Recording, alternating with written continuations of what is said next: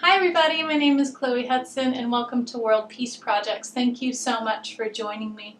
Today's topic is the intelligence that is hidden and anchored within our blood. But first, a couple of announcements.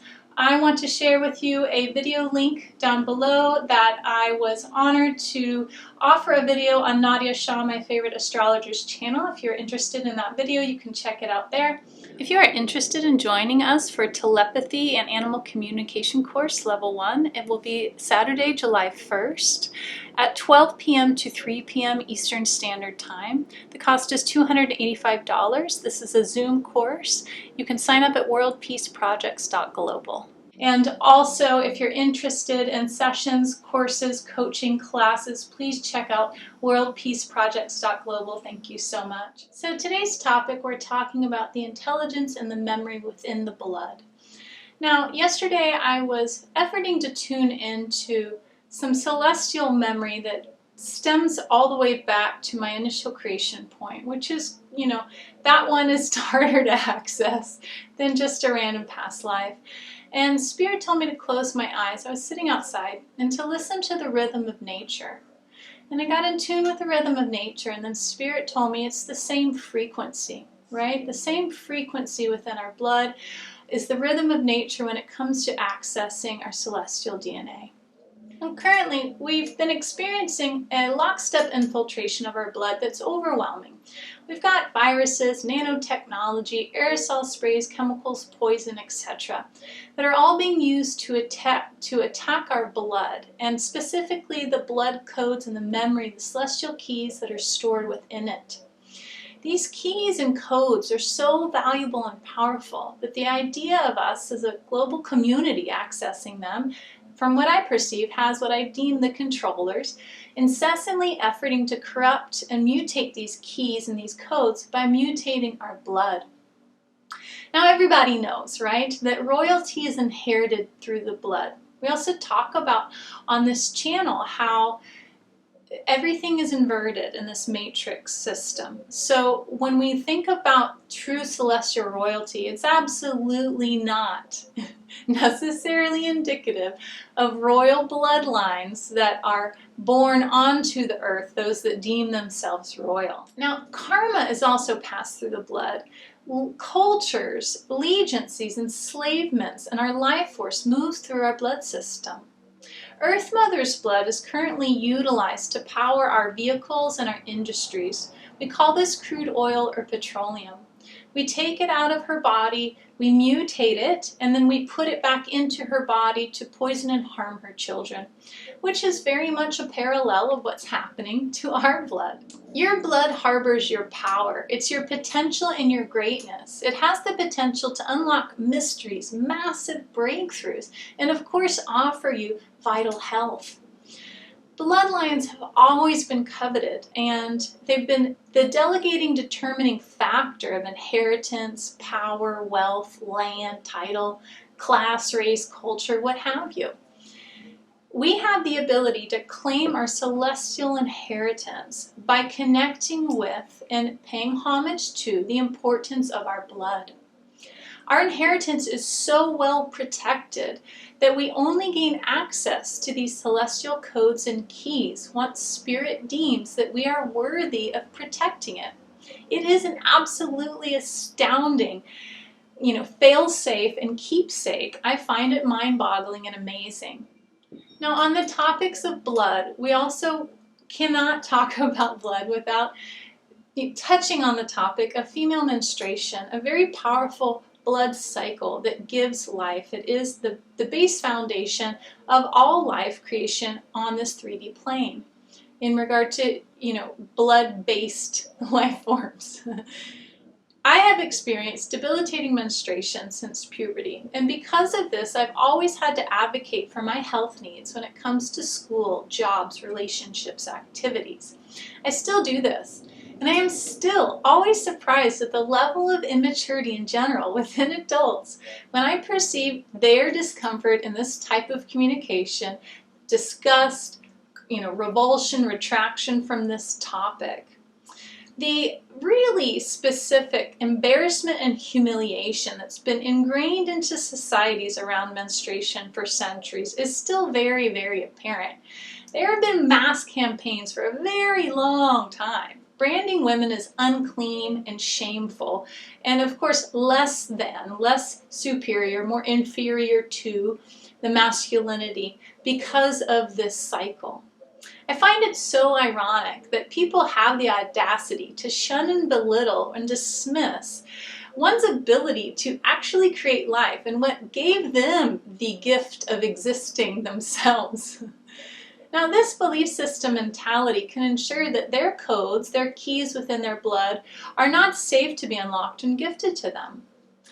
Earth Mother once told me years ago that if all of the women of the earth were to gift back their menstruation blood unto earth, it would heal all of the bloodshed spilled through war, through crimes, through rage, terror, pain.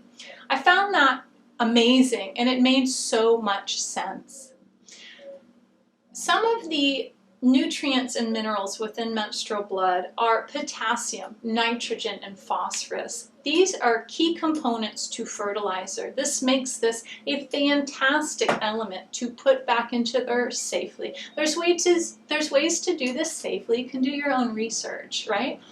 But if we expand this out more into a macro experience and look at what's called the dead zone in northern Gulf of Mexico, this dead zone covers several thousands of square miles. There's no life form that can sustain here besides algae blooms. This is because chemically produced fertilizers run off and create low oxygen and create major algae blooms that kill off all other life. This process is called eutrophication. Menstruation in this current day and age is still a taboo topic.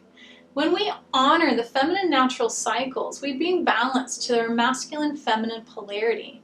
And when men offer reverence and pay homage to this feminine cycle, they balance their masculine-feminine polarities as well. Now, all of my friends and most of my business colleagues and associates know that I speak freely about and advocate for the respect around my feminine cycle. I just don't see why there is any reason to shame this topic or it not to be comfortable and allowed. It should be celebrated. And the example of this being taboo is really indicative to me of how we talk a lot on this channel about the inversion process within this matrix system. You know, often on this channel we speak about how humans still perpetuate inversions. They perpetuate a shunning and a humiliation around these various cycles that created them and gave them life. It's amazing to me how the general populace is still so immature, and it's a childish act to disgrace menstruation. In general, we're just so far removed from honoring these natural cycles that we deprive Mother Nature the ability to create homeostasis and provide for human beings and her life.